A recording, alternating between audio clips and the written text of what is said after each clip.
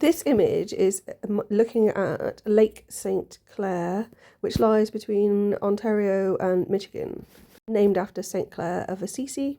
The original name used by the natives means something like at the whirlpool, and it's fairly unique in that it's quite shallow for a lake, averaging about 11 feet. As it's a freshwater lake, there was often an association with the name and something to do with sweetness. I was interested for a number of reasons, including that there's areas called St Clair in Cornwall, which I'm sure, even though other people may not be, derives from a similar etymology and contains a holy well and a similar sound. The Sinclair family, to do with Rosslyn Chapel and the whole Da Vinci Code stuff, I just thought it might be an interesting connection.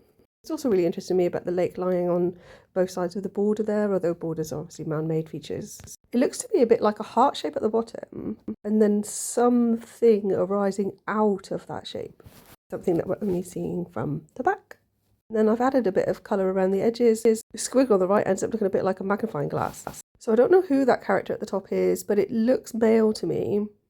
Not that women can't be muscular, but there is quite a muscular tone there. Although in that sort of right bicep, it looks to me like there is a sort of female figure in sort of yellow colour with her arm upraised. She's holding out some kind of, I want to say possibly an axe, quite large. There's also a horn coming out the top, a leaf coming out the bottom. And there is on the left, sort of about his waist, possibly the head and the arm of another figure in what looks a bit like either the letter V or an L, it depends if it's turned to the side. The bottom part, which I think looks heart-shaped, looks to me like there's a bird with its wings outstretched sort of coming up out of that water, and then a smaller bird, sort of, if it ends up being like a heart nest, in white there, just sort of looking across, trying to decide whether to fly the nest, as it were.